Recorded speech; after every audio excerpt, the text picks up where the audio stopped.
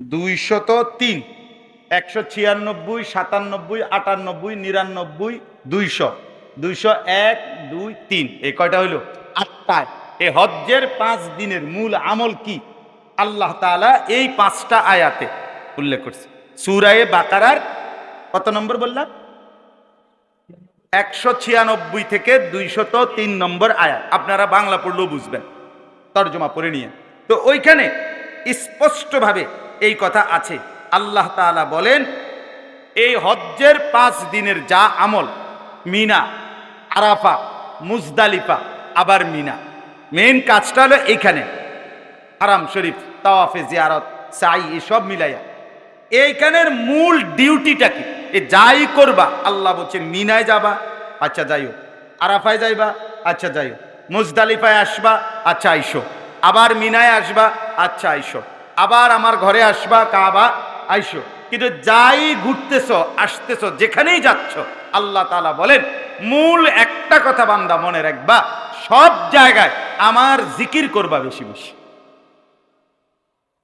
Target কয়টা? একটা main target, উযকুরুল্লাহ, উযকুরুল্লাহ, উযকুরুল্লাহ।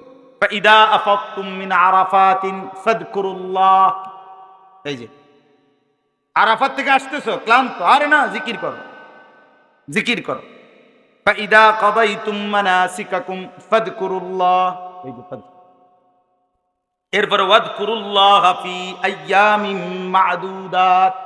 মিনায় থাকবা 2 দিন 3 দিন থাকো, তবে আমার জিকির করো, আমার কি করো, বারবার কথা এটা করছে। এই 8টা আয়াত।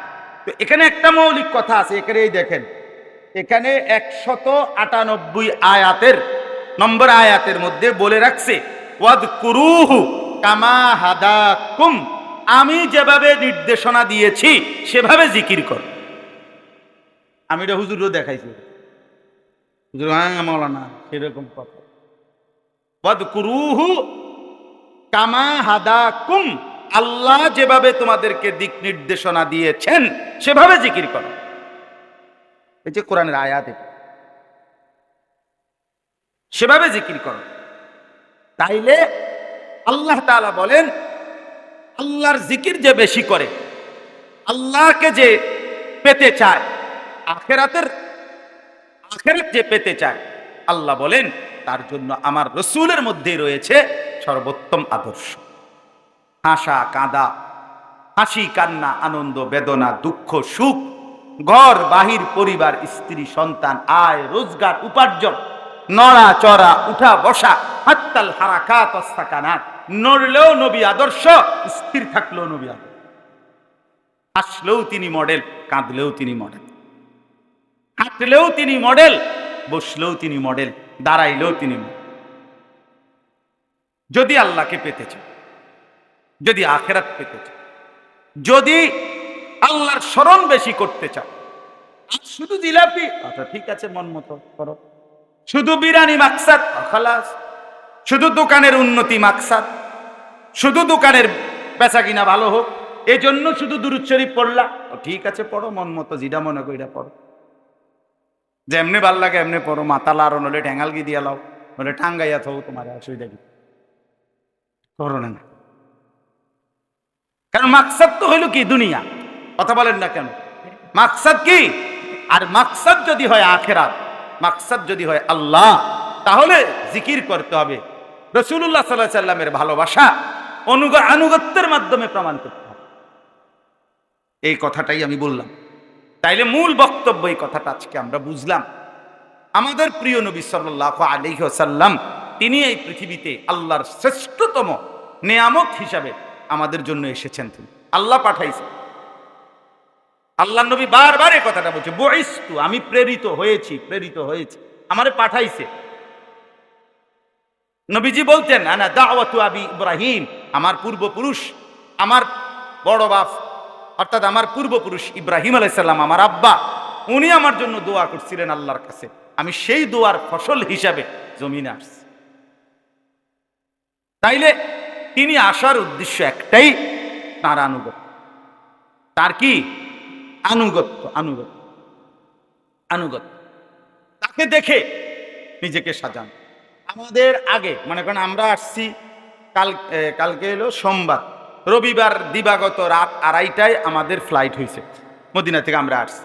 তো আমাদের আগের সপ্তাহে মানে আগের শনিবারে আমার শায়েখ আল্লামা মুফতি মুশতাকুর নবী সাহেব হুজুরের কাফেলা হুজুর সহ ফ্লাইটে হুজুরে বাংলাদেশে আসছে আমাদের 6 দিন আগে।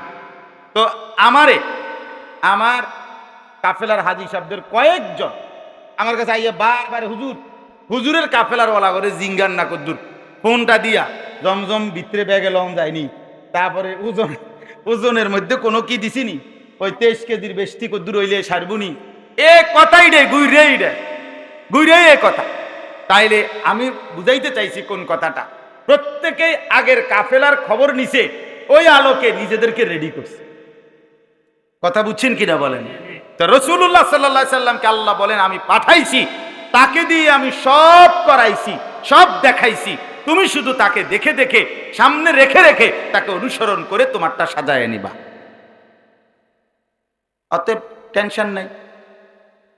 নকশে কদম নবী কে হে, जन्नत के रास्ते अल्लाह से मिलाते हैं सुन्नत के रास्ते।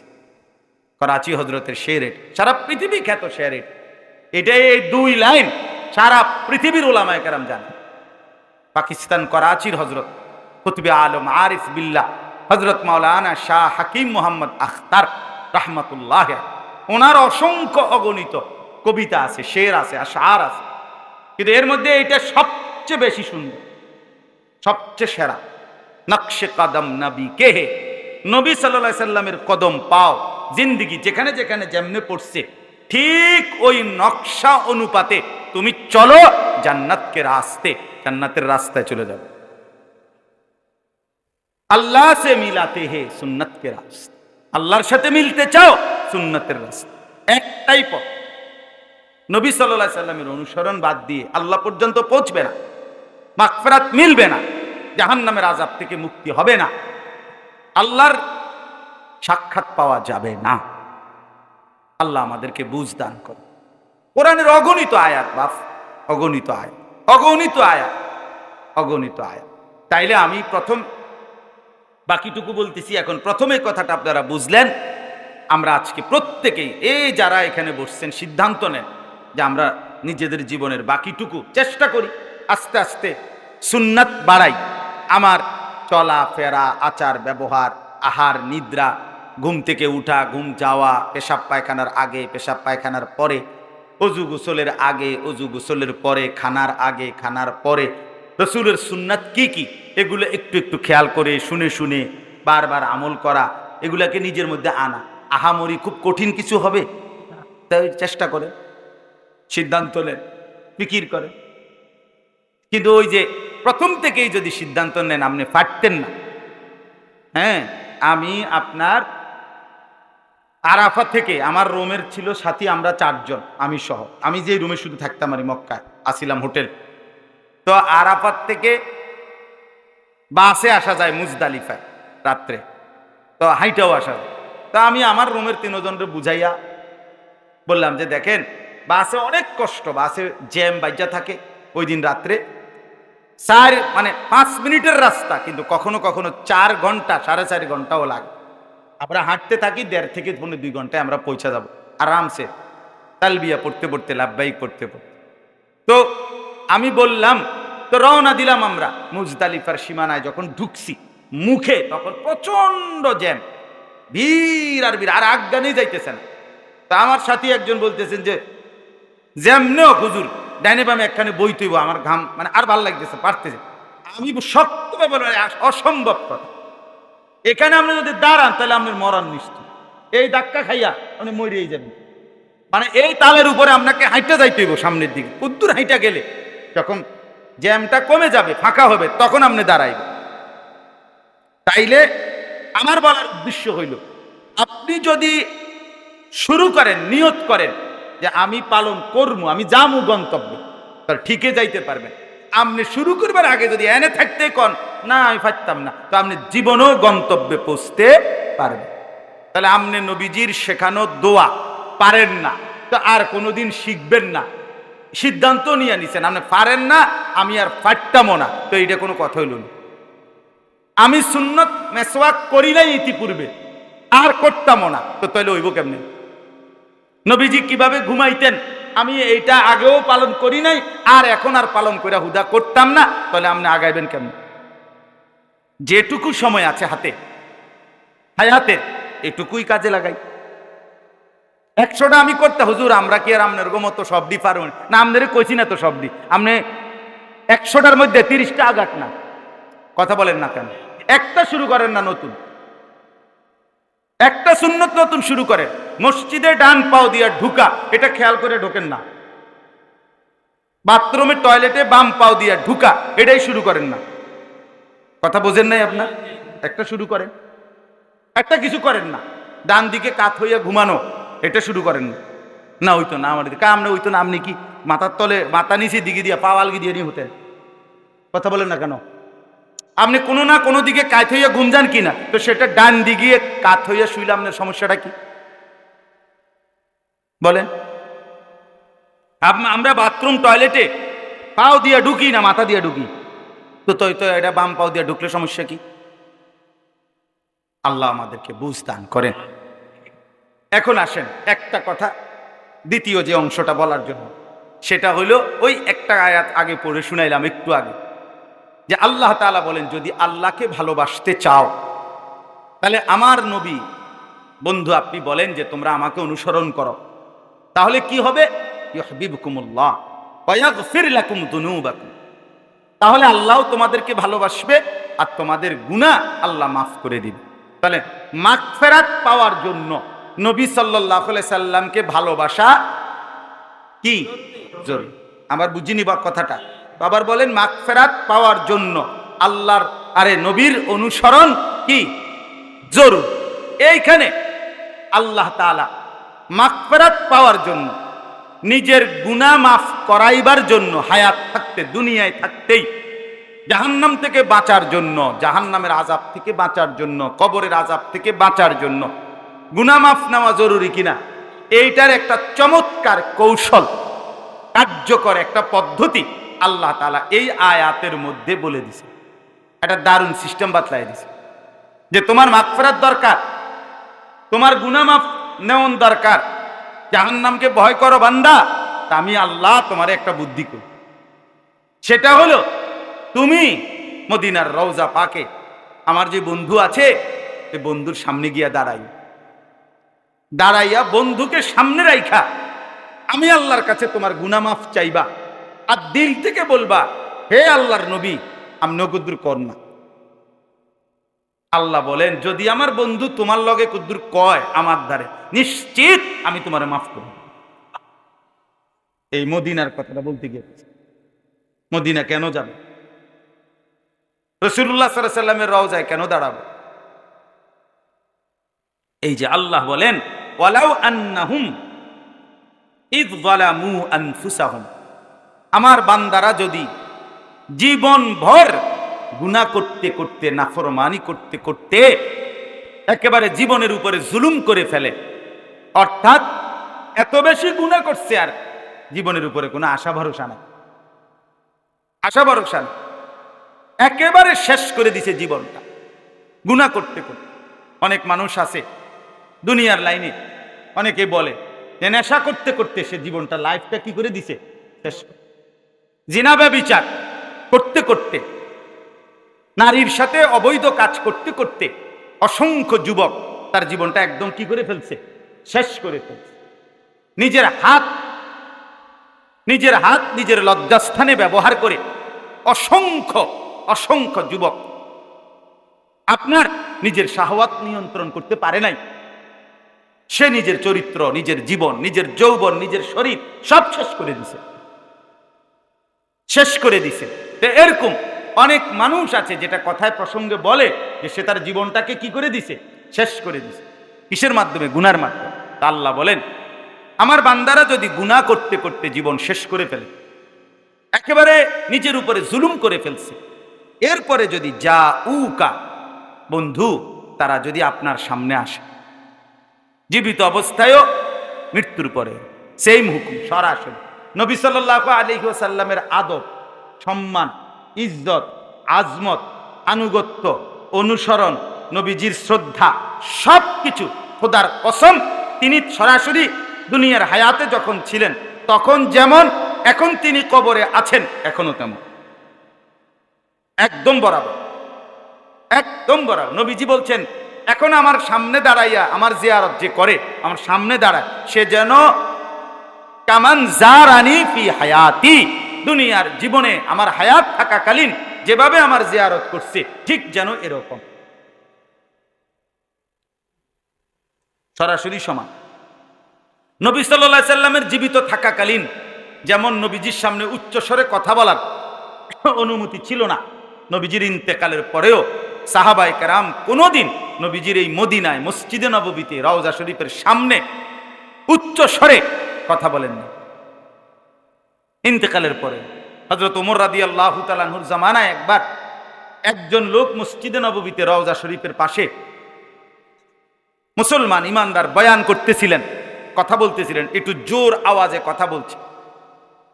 প্রথম একদিন নিষেধ করাইছে তাকে, দ্বিতীয় দিন আবার আরেকবার যখন আরেকটু জোরে বলছে, আবার একবার দইরা ঘাড়ে দইরা, ওমর তো ওমরে ঘাড়ে দইরা বাইর করে দিছে মসজিদ, তুই বাইর হ, তোমার ওয়াজের খেতা গিলে যাবে না, তোর ওয়াজ লাগবে না, তুই জানো না এখানে রাসূলুল্লাহ সাল্লাল্লাহু আলাইহি ওয়াসাল্লাম আছে।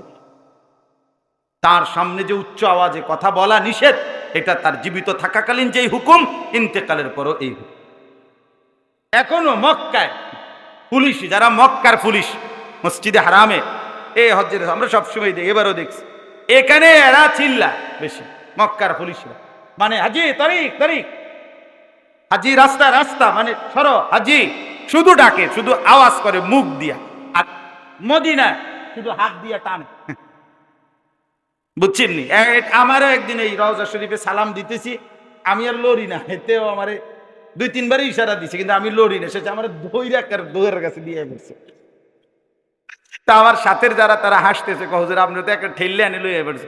আমি হের ডিউটি করছে, আমি আমারটা করছি, ওর দায়িত্ব আমার ঠেললে হানি দিয়ে, আমার দায়িত্ব চেষ্টা করে আমার নবীর সামনে কিন্তু দাঁড়ায় দাও,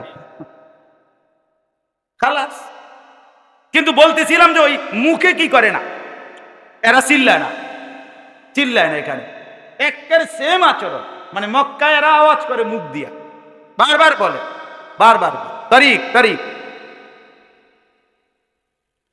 তাহলে বললাম রাসূলুল্লাহ সাল্লাল্লাহু আলাইহি ওয়াসাল্লামের ইজ্জত আজমত সম্মান জীবিত থাকাকালীন যেমন এখনো কি, কথা বলেন না।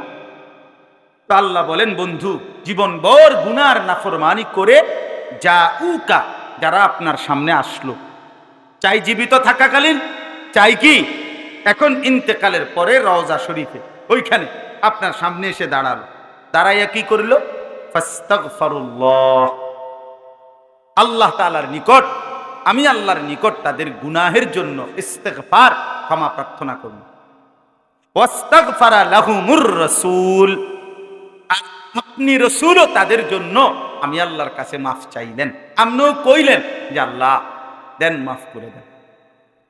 লাওয়াজাদুল্লাহ তাওয়াবার রাহিমা, অবশ্যই তাহলে আমি আল্লাহকে পাবেন যে আমি তওবা কবুলকারী, আমি দয়াকারী। বন্ধু আপনি বললেন, আপনি বললে আমি আর ফিরাইতাম, আপনি বললে ফেরানো, সুবহানাল্লাহ। এজন্য রাসূলুল্লাহ সাল্লাল্লাহু আলাইহি ওয়াসাল্লামের রওজা মুবারক জিয়ারতের সবচেয়ে বড় একটা লাভবান বিষয় হইল যে এর দ্বারা আমি যদি নবীর কাছে সুপারিশ কামনা করি, আমি যদি তার কাছে দাঁড়িয়ে বলতে পারি চোখের পানি ফেলে, হে আল্লাহর রাসূল সাল্লাল্লাহু আলাইহি ওয়াসাল্লাম, আমার আল্লাহর কাছে আমি মাফ চাইতেছি, আপনি গুদুর কোন, আপনি বলেন, আল্লাহ তাআলার কাছে নবী যদি বলে, তো আল্লাহ তাআলা ওই বান্দার, ওই মুমিনের সমস্ত জিন্দেগি গুনাহ মাফ করে দেন। এটাই আল্লাহ এখানে বলছে, এইটাই আজকে বললাম, এই একটা আয়াতে বল। তাইলে 64 নাম্বার এই আয়াতের মধ্যে আমরা তাফসীরের মধ্যে একটা ছোট্ট ঘটনা আছে, সেটা হলো পূর্ব জামানায় রাসূলুল্লাহ সাল্লাল্লাহু আলাইহি ওয়াসাল্লামের ইন্তেকালের পরে একজন বড় বুজুর্গ ছিলেন, উবাইদুল্লাহ আল আতবী রাহমাতুল্লাহি আলাইহি, অথবা উতবী। তো উনি নবী সাল্লাল্লাহু আলাইহি ওয়াসাল্লামের রওজা শরীফ মদিনায় জিয়ারত করতে আসছেন। ইন্তেকালের বহু পরে। তো উনি যখন আসছেন তখন উনি নবীজি সাল্লাল্লাহু আলাইহি সাল্লামের রওজার সামনে দাঁড়িয়ে, ঠিক এই টাইমে আরেকজন মুসলমান, গ্রাম্য সাধারণ আরাবি, একজন সহজ সরল মুসলমান আল্লাহর বান্দা, সেও আইসা দাঁড়াইছে। দাঁড়াইয়া একবার আরবি তাফসীরের মধ্যে এবং তারিখের কিতাবেও নবীজির দুরূদ শরীফ এবং নবীজির মদিনা জিয়ারতের ফজিলতের উপরে বহু কিতাবে এই ঘটনাটা আছে, প্রসিদ্ধ ঘটনা, এটা একবারে মাশহুর। তো এই লোকটা আইসে, ওই যে সাথে যেই লোকটা ওই বুজুর্গের পাশে আইসা দাঁড়াইছে, দাঁড়াইবার পরে এই লোকটা আইসাই প্রথম নবী সাল্লাল্লাহু আলাইহি ওয়াসাল্লামের রওজার সামনে দাঁড়িয়ে সালাম দিছে, আসসালামু আলাইকা আইয়ুহান নাবিয়্যু ওয়া রাহমাতুল্লাহি ওয়া বারাকাতুহু। নবীজির রওজা পাকে প্রথম সালামের সর্বোত্তম পদ্ধতি হলো ওই কোরআনে, আরে আল্লাহ তাআলা আত্তাহিয়াতুর মধ্যে যেটা শিখাইছে, এটা প্রথমে এটা বলা, আসসালামু আলাইকা আইয়ুহান নাবিয়্যু ওয়া রাহমাতুল্লাহি ওয়া বারাকাতুহু। এটা আপনারা জানেন না কোথায় আছে? কোথায়? তাশাহুদের মধ্যে আছে কিনা? এইটা প্রথম বলতে হয় দাঁড়িয়ে। এরপরে আসসালাতু ওয়াসসালামু আলাইকা ইয়া রাসূলুল্লাহ, এগুলা যতটি বলতে পারে যে যদ্দুর সময় পায়, ইয়া হাবিবাল্লাহ, ইয়া শফিআল মুজনিবিন, ইয়া রাহমাতাল লিল আলামিন, ইয়া সাইয়্যিদাল মুরসালিন, আসসালাতু ওয়াসসালামু আলাইকা ইয়া ইমামাল মুত্তাকিন, যা কইতে পারে। এরপর তো লোকটা প্রথম কি দিলেন? সালাম দিলেন। সালাম দিয়ে বললেন, সামি'তুল্লাহ ইয়াকুলু, হে আল্লাহর রাসূল, আমি শুনছি, আমি পড়ছি কোরআনের এই আয়াত, এটা পড়ছি, ফালাউ আন্নাহুম ইয যালামু আনফুসাহুম জাউকা ফাস্তাগফিরুল্লাহ ওয়াস্তাগফারা লাহুমুর রাসূলু লাওয়াজাদুল্লাহা তাওয়াবার রাহিমা। এই সূরা নিসার এই 64 নম্বর আয়াত পড়ছে লোক, পড়ে বললেন, এখানে আল্লাহ বলছে, হে নবী, আপনাকে সামনে রাইখা গুনাহ মাফ চাইতে আর আপনার কাছে সুপারিশ চাইতে, আপনিও যেন কদ্দুর সুপারিশ করেন। তা আমি এই আয়াত পড়ে এই লোকটা বললেন যে জিতুকা মুস্তাগফিরান লিযুনুবি, আমি আমার গুনাহ মাফ পাওয়ার জন্য আপনার সামনে আসছি, ওয়া মুস্তাশফিআন বিকা ইলা রাব্বি, আপনার মাধ্যমে আমার রবের কাছে, আপনার কাছ থেকে একটু সুপারিশ চাচ্ছি, সুপারিশ করেন, আমিও মাফ চাইতেছি ইয়া রাসূলুল্লাহ, আপনি আমার লাগি কদ্দুর কইয়েন। এই কথা বলে লোকটা ইস্তিগফার করে নবীজির জন্য এবার চারটা শের, 4টা লাইন কবিতা নবীজির ভালোবাসায় পড়ছে।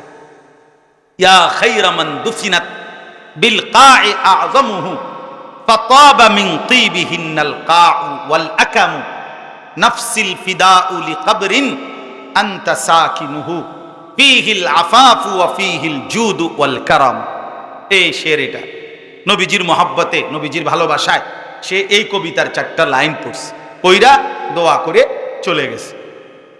ওই কিছুক্ষণ পরে এই বুজুর্গ জিয়ারত শেষ করে উনি যখন একটা জায়গায় বসছে, ওনার তন্দ্রা চলে আসছে, চোখ বন্ধ হয়েছে। এই বুজুর্গ উতবি অথবা আতাবি, ওবায়দুল্লাহ আল আতবি, ইনি চোখ বন্ধ করে ঘুম চলে আসছে ওনার। উনি স্বপ্নে সরাসরি রাসূলুল্লাহ সাল্লাল্লাহু আলাইহি সাল্লামকে দেখছে। নবীজি উনাকে বলছেন, আলহিক, তুমি এক্ষুন গিয়া ওই লোকটার কাছে, যে একটু আগে আমারে কি করে গেল, সালাম দিয়ে গেল, এই বেদুইন, তার লগে দেখা করো, তারে সাক্ষাৎ করে বলো যে আমি আল্লাহর কাছে তার জন্য মাগফিরাতের সুপারিশ করেছি এবং আমার আল্লাহ তাকে পুরাপুরি মাফ করে দিয়েছে। তিনি শুনাইছেন এবং ওই লোকটাকে ওই সুসংবাদ দিয়েছেন।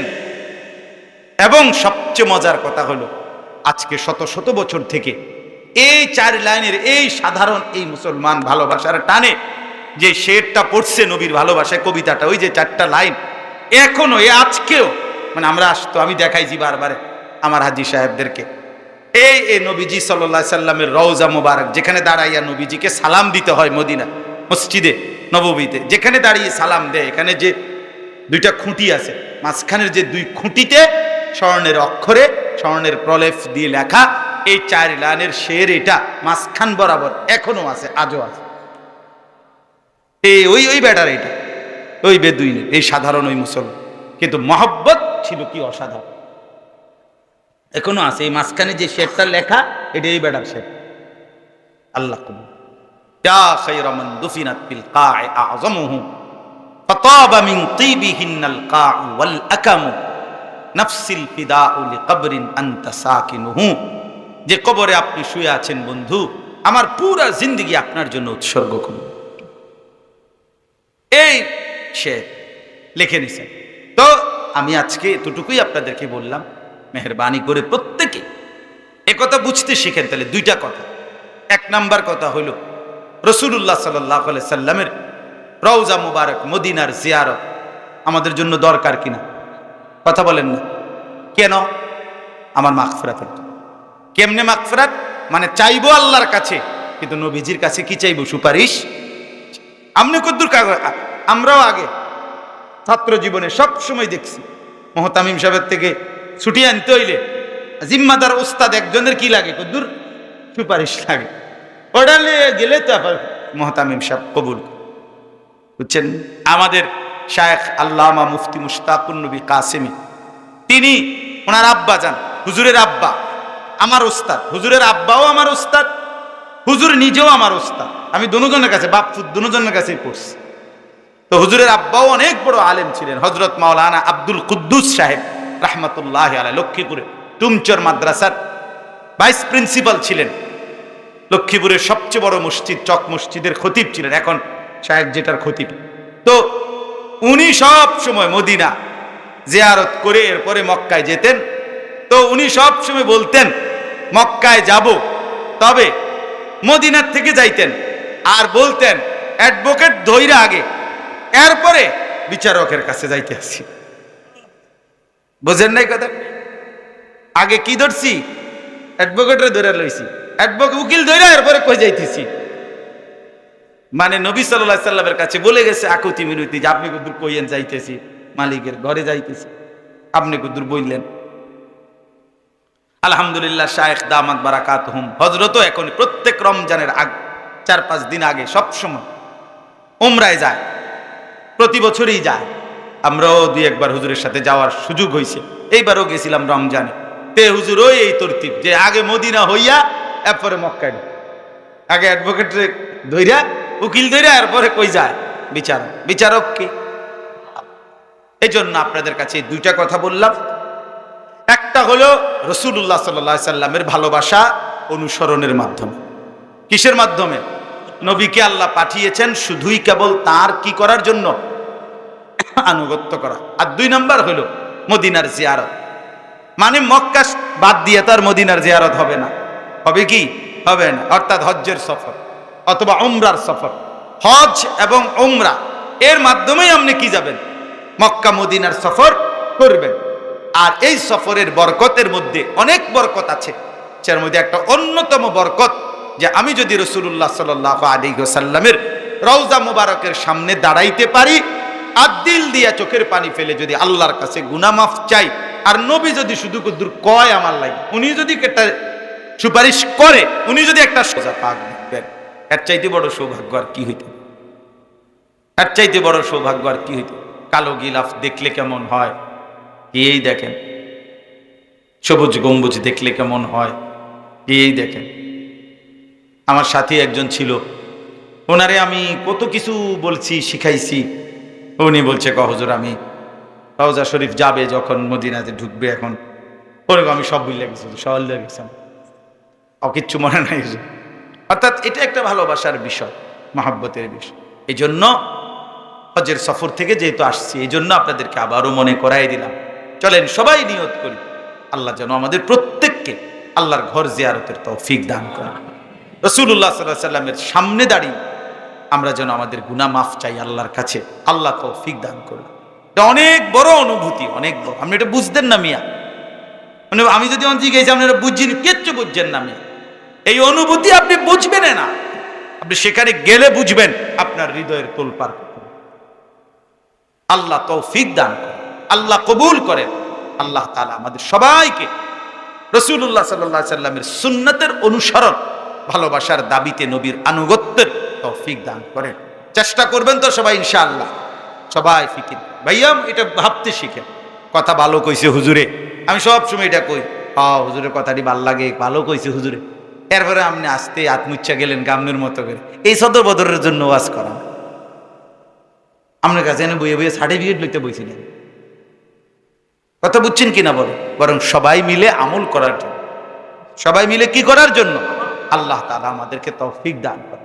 জামিয়া মাদানিয়া এই মাদ্রাসা আলহামদুলিল্লাহ সব সময় আমরা আসি। মাদ্রাসাটা ছোট্ট টিনের ঘর, কিন্তু আলহামদুলিল্লাহ আমরা মহব্বত করি। আমার শায়েখ আল্লামা মুফতি মুশতাকুন নবী কাসেম হুজুরও অনেকবার এখানে আসছে, আরো অনেক বুজুর্গানে দিন আসছে। কষ্ট করেই মৌলানা মাহমুদ ভাই, উস্তাদরা ছাত্ররা পড়ালেখা করে থাকে, ছোট্ট এই ব্যবস্থাপনায় সবকিছু মিলাইয়াই কষ্ট করেই থাকে।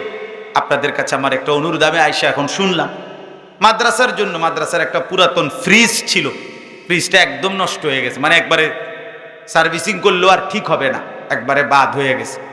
তো জিজ্ঞাসা করলাম যে নতুন একটা ফ্রিজ আপনার কত হইতে পারে? তো উনি বললেন 39 বা 40,000 টাকা। তো 40,000 টাকাই ধরেন, তাহলে 40,000 টাকা আমরা যদি 80 জন মানুষ 500 টাকা করে দিই, তাহলে কত হয়? 40,000 টাকা হয় না? তো যেদূর আমরা আজকে মিলাইতে পারি, 80 জন যদি 80 জন পাই, তাই তো আলহামদুলিল্লাহ। আর যদি যে কয়জন হয়, তো এই কয়জন বাকিটা ওনার হাতে দিয়ে যাবো, দায়িত্ব উনি মিলাইব। বাকি 500 টাকা কইরা আল্লাহর বান্দাদের কাছ থেকে নিবেন। এখন যদি কারো থাকে দেন, আর যদি না থাকে তাইলে আপনি পরে দিন। আমার সাথে আসছেন আমার সেলিম ভাই, কোম্পানিগঞ্জ বাজারের ব্যবসায়ী, উনি দিয়ে দিছে 500 টাকা। আল্লাহ কবুল করেন, আল্লাহ মেহের। আমি দিলাম 1000 টাকা, আমার 2টা নাম, ঠিক আছে না? দেন, আর কেউ দিবেন কিনা বলেন, অথবা পরে দিলে কষ্ট করে বলেন লিখে নিবেন, আর নগদ থাকলে নগদ দেন, যে কয়জনেরই হয়। মাশাআল্লাহ, মাহমুদ ভাই নাম লেখেন, এগুলো 80 জন হইলেই হবে, 500 টাকা করে দিব। মাশাআল্লাহ, আমার সাথী, আমার অনেক প্রিয় ছাত্র মাওলানা ইয়াহিয়া, আলহামদুলিল্লাহ সেও অনেক সুন্দর বয়ান করে, 500 টাকা দিচ্ছেন। ইউসুফ ভাই দিচ্ছেন, মাশাআল্লাহ, মুফতি ইউসুফ ভাই 500 টাকা। মাশাআল্লাহ, আল্লাহ আপনি কবুল করে নেন, লিখে নেন। ভাইয়ের নাম কি ভাই? এই ভাই, আচ্ছা, কুটি বাজারের ব্যবসায়ী শরীফ ভাই দিবে 5,000 টাকা, আল্লাহ কবুল করেন। তো আপনি তো নিছেন গা 10 জন, মাশাআল্লাহ। এই 500 টাকা কে দিল? বশির, আমাদের বশির 500 টাকা নগদ দিল। কি? সাদ্দাম ভাই 500 টাকা। কি নাম ভাই এই 500 টাকাওয়ালা? জি, হাফেজ তাজুল ইসলাম ভাই, ভাইয়া দিছেন 500 টাকা। কি নাম? খলিল আহমদ।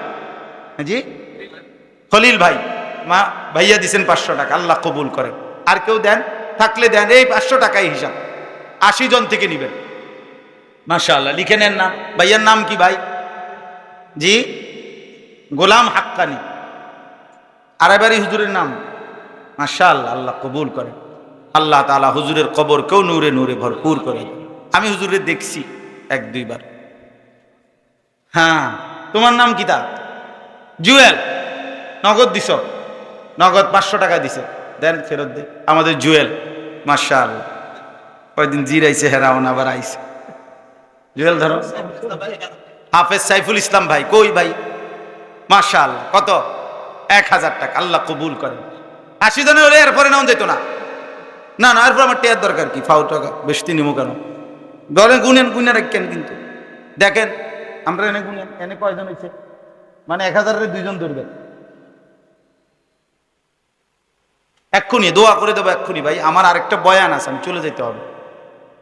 বলেন আরো ভাই, বলেন। মাদ্রাসার ছাত্র তোমরা বলো, তোমাদের আব্বুর থেকে নিয়ে দিবা কেউ 500 টাকা। বলো, কোনো ছাত্র যদি পারো বলো যে আমি হুজুর, আমি আমার আব্বুর থেকে 500 টাকা নিয়ে দেবো, বাড়িতে বলবা। মোহাম্মদ কাউসার, মাশাআল্লাহ, 500 টাকা। এই মাদ্রাসার ছাত্র তুমি? মাশাআল্লাহ। বলেন ভাই, আপনারা আরো বলেন। ভাই কি নাম ভাই? নাসিম, নাসিম ভাই, আল্লাহ কবুল করেন, 1000 টাকা। এনে 10 জনের টাকা হয়েছে। হ্যাঁ, নগদ পাইলাম 500 টাকা, আল্লাহ কবুল করেন। ইউসুফ ভাই, মাশাআল্লাহ। এরপরে তামিম ভাই 500 টাকা, আল্লাহ কবুল করেন, মাশাআল্লাহ। এই 500 টাকায় কমবে না, কিন্তু অনেক ফায়দা হবে। বাচ্চাদের উপকার হবে, মাদ্রাসার ফায়দা হবে। ইব্রাহিম ইউটিউবাররা এরকম ভালো হয়ে গেলে তো আর হইল না। হ্যাঁ, ইব্রাহিম দিছে 500 টাকা। রিদওয়ান, রিদওয়ান, ওর নাম ছিল রবিন, ওর নাম আমি বদলাইয়া রাখছি রিদওয়ান। অনেক সুন্দর নাম না এটা? এখন হ্যাঁ হ্যাঁ, এর নাম আমি বদলাইছি, এই নাম। খানা বাকি রয়েছে। জি, আল্লাহ কবুল। আমার শাকের ভাই 1000 টাকা, আল্লাহ কবুল করো। ও ভাইয়া, শাকের ভাইয়ের নাম লেখেন। মন কষাইর নি না, শাকের ভাই তো চেনে, মাহমুদ ভাই চেনে। মাশাআল্লাহ। আর কেউ বলেন, হয়ে যাবে ইনশাআল্লাহ। কি নাম? রবিউল ভাই, 1000 টাকা, আল্লাহ কবুল করেন, আলহামদুলিল্লাহ। নওজোয়ান ভাই তোমরাও বলো, ভাইয়া বলো 500 টাকা দাও, মাদ্রাসার জন্য ফায়দা হবে ইনশাআল্লাহ। আপনাদের কাগজে কয়জন হয়েছে দেখেন, কেমনে বুঝবেন? 10,000 5,000 রেডি হতে পারে। হ্যাঁ, আপনার এখানে চারটাই কি 500 টাকাওয়ালা?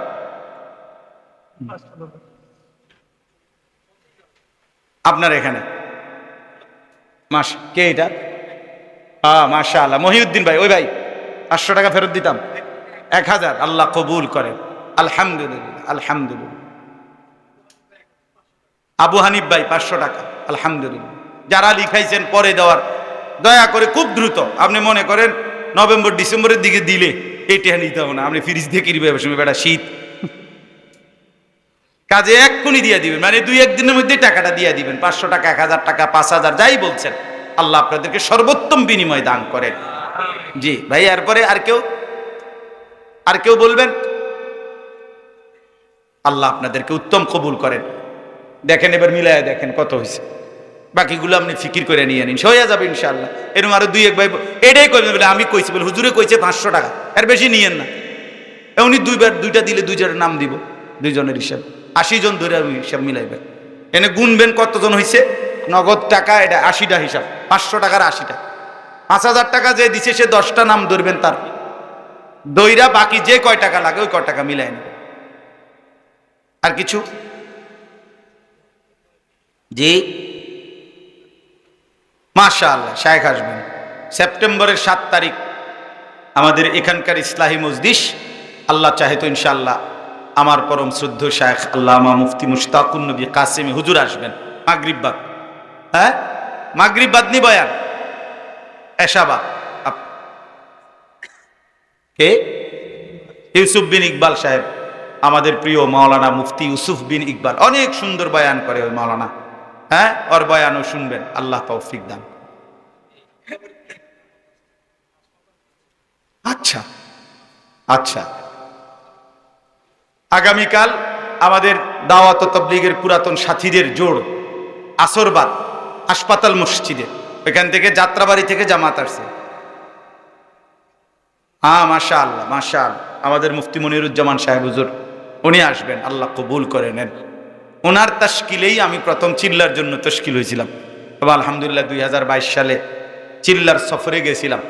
এই বছর আমি রমজান মাসে উমরায় গেছিলাম মক্কা মদিনা, আবার এবার হজে গেছি। তো রমজানের শেষ দশকে এতেকাফের সময় আমি আমার শায়েখ আল্লামা মুফতি মুশতাকুন নবী সাহেব হুজুরের সাথে তো এতেকাফ করি আজকে প্রায় 11 বছর।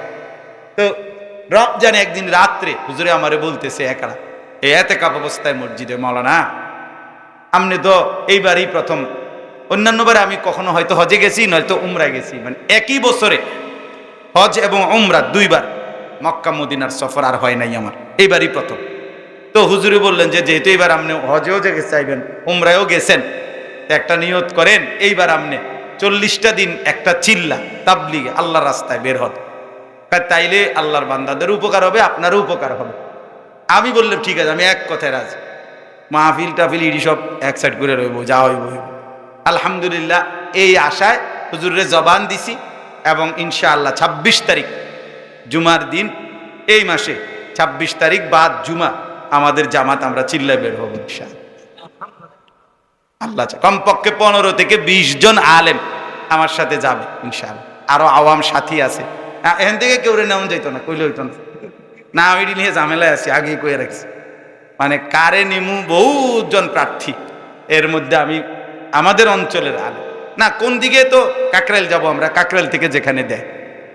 2022 সালে আমি এক চিল্লার সফরে ছিলাম খুলনা, আলহামদুলিল্লাহ 40 দিন আল্লাহর দয়ায় 40 দিনের মেহনতে আমরা 7টা উপজেলায় 40 দিনে মেহনত করছি জামাত, এক উপজেলায় না 7 উপজেলা, 270 জন সাথী নিয়ে এক চিল্লার জন্য কাকরাইল আসছে, 17 জামাত, এর মধ্যে 57 জন আলেম এক চিল্লার জন্য বের হয়েছে ওই বছর।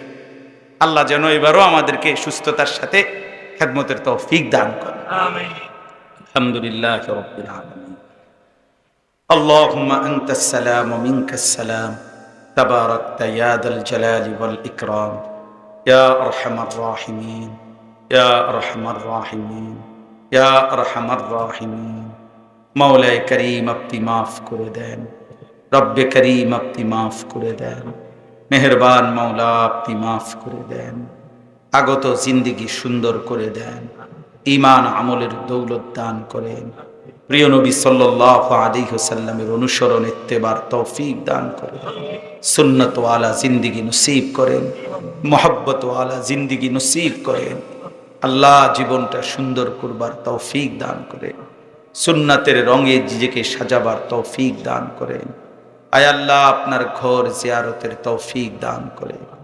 আমার এই বন্ধুদেরকে, আমার এই ভাইদেরকে আল্লাহ প্রত্যেককেই মক্কা মদিনার জিয়ারত নসিব করে। আল্লাহ আল্লাহ আমাদেরকে আবার তৌফিক দিন।